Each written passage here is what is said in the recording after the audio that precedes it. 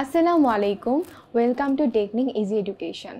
তো আজকে তোমাদের জন্য নিয়ে এসেছি দিনাজপুর বোর্ড 2021 সালের প্রশ্নের সমাধান নিয়ে।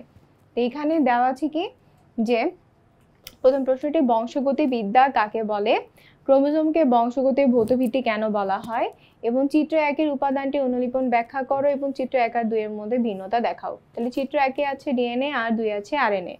ঠিক আছে, তাহলে এখানে বংশগতিবিদ্যা মানে কি, যে জীববিজ্ঞানে যে শাখায় বংশগতি নিয়ে বিশদভাবে আলোচনা ও গবেষণা করা হয় তাকে বলা হয় হচ্ছে বংশগতিবিদ্যা। এখন ক্রোমোজোমকে বংশগতির ভৌতভিত্তি কেন বলা হয়, আমরা জানি ক্রোমোজোমই হচ্ছে বংশগতির প্রধান উপাদান। ক্রোমোজোমে অতি সূক্ষ্ম জিন থাকে যা জীবের বৈশিষ্ট্য নিয়ন্ত্রণ করতে সাহায্য করে। ক্রোমোজোম এসব বৈশিষ্ট্য নিয়ন্ত্রণকারী জিন পিতা মাতা থেকে হচ্ছে সন্তানদের বহন করে নিয়ে যায়।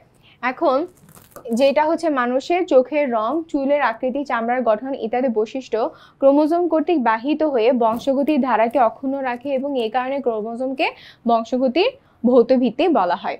ঠিক আছে, তার পরবর্তী প্রশ্নে চলে যাই। পরবর্তী প্রশ্নে কি বলেছে যে চিত্র এ এর উপাদানটি অনুলিপন ব্যাখ্যা করা, তার মানে হচ্ছে ডিএনএ এর অনুলিপন ব্যাখ্যা করতে বলছে। তো এখানে কি দেখো কি বলছে যে উদ্দীপকে উল্লেখিত চিত্র এর উপাদানটি হচ্ছে ডিএনএ অণু নতুন ভাবে তৈরি প্রক্রিয়া।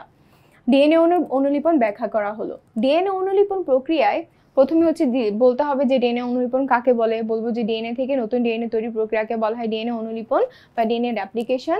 ডিএনএ অনুলিপন প্রক্রিয়াটি একটি ডিএনএ অণু থেকে আরেকটি নতুন ডিএনএ তৈরি হয় বা সংশ্লেষিত হয়। এখন ডিএনএ অর্ধরক্ষণশীল পদ্ধতিতে অনুলিপিত হয়। এই পদ্ধতিতে কি হয়, ডিএনএ অণুর যে হাইড্রোজেন বন্ধনটা হচ্ছে ভেঙে গিয়ে আলাদা হয়ে যায়। এই যে হাইড্রোজেন বন্ডগুলো এগুলো ভেঙে গিয়ে আলাদা হয়ে যায়।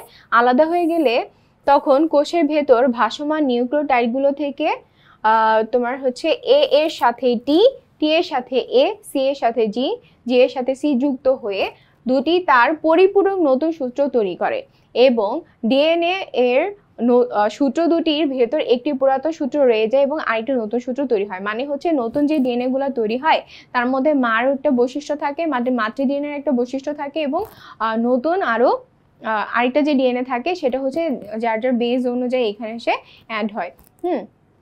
এবং একে বলা হয় হচ্ছে কি অর্ধরক্ষণশীল পদ্ধতি। তার মানে এখানে কিন্তু আরেকটা জিনিস খেয়াল রাখতে হবে, তুমি যখন ফিগারটা ড্র করবা, এটা যদি আমরা 5 প্রাইম দেই তাহলে এখানে কি আসে 5 প্রাইম, কিন্তু লাস্টে এটা আসবে 3 প্রাইম। তাহলে নতুন সূত্রে এটা হবে 5 প্রাইম আর এটা হবে 3 প্রাইম। দেন একইভাবে এটা হবে 3 প্রাইম, এটা হবে 5 প্রাইম, দেন এটা হবে 3 প্রাইম, এটা হবে 5 প্রাইম।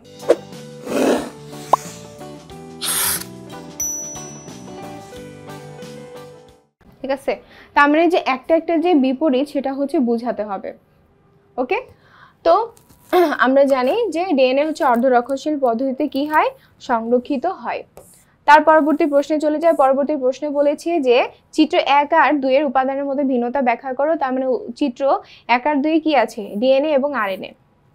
তার মানে তোমাকে মেইনলি ডিএনএ আরএনএ এর মধ্যে পার্থক্য করে দিতে বলছে যে উদ্দীপকে চিত্র 1 আর 2 এর উপাদান দুটি বংশগতীয় বস্তু ডিএনএ এবং আরএনএ। ডিএনএ আরএনএ এর মধ্যে ভিন্নতা কি, আমরা জানি ডিএনএ হচ্ছে কি, ডিএনএ হচ্ছে ডিঅক্সিরাইবোনিউক্লিক অ্যাসিড। ঠিক আছে, ডিএনএ হলো ডিঅক্সিরাইবোনিউক্লিক অ্যাসিড, আর অপরদিকে আরএনএ হচ্ছে রাইবোনিউক্লিক অ্যাসিড। আরএনএ হচ্ছে কি রাইবোনিউক্লিক অ্যাসিড। দেখো ডিএনএ সাধারণত 2 সূত্র বিশিষ্ট পলিনিউক্লিওটাইডের সর্পিলাকার গঠন, অন্যদিকে আরএনএ হচ্ছে 1 সূত্র বিশিষ্ট পলিনিউক্লিওটাইডের সর্পিলাকার গঠন। এছাড়া ডিএনএতে কি থাকে, ডিএনএতে হচ্ছে 5 কার্বন বিশিষ্ট নাইট্রোজেনাস বেস, 5 কার্বন বিশিষ্ট নাইট্রোজেনাস বেস।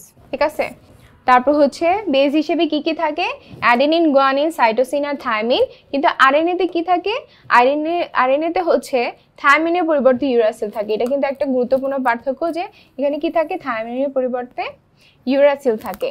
এবং লাস্টেরটা হচ্ছে কি ডিএনএ অনুলিপনের মাধ্যমে নতুন ডিএনএ সৃষ্টি হয় আর ট্রান্সক্রিপশনের মাধ্যমে ডিএনএ থেকে আরএনএ সৃষ্টি হয় এবং এখানে কোনো রেপ্লিকেশন হয় না। এবং ডিএনএ বংশগতির ধারক ও বাহক হিসেবে কাজ করে, অন্যদিকে আরএনএ হচ্ছে প্রোটিন সংশ্লেষণে ভূমিকা রাখে। তাহলে আমি এখন কি বলতে পারি, যে মেইন পার্থক্য কোথায়, একটা জিনিস খুবই সুন্দর ভালোভাবে মনে রাখবে যে ডিএনএ অনুলিপন হলেও আরএনএ কিন্তু অনুলিপন হয় না। হ্যাঁ, এখানে আরএনএ সবসময় ট্রান্সক্রিপশন হবে এবং ট্রান্সক্রিপশন প্রক্রিয়াটা হচ্ছে কি তোমার ডিএনএ থেকে আরএনএ তৈরি হবে, ডিএনএ থেকে আরএনএ তৈরি হবে এবং এই ধরনের আরএনএ কে বলা হয় মেসেঞ্জার আরএনএ বা এমআরএনএ, যারা হচ্ছে পরবর্তীতে তোমার হচ্ছে ট্রান্সলেশন প্রক্রিয়ার মাধ্যমে হচ্ছে প্রোটিন তৈরিতে ভূমিকা রাখে। এবং এছাড়া এরা ডিএনএ হচ্ছে বংশগতির ধারক ও বাহক হিসেবে কাজ করে উন্নত শ্রেণীর প্রাণীর ক্ষেত্রে, আর হচ্ছে নর্মালি আরএনএ প্রোটিন সংশ্লেষণ করে। কিন্তু যাদের ক্ষেত্রে হচ্ছে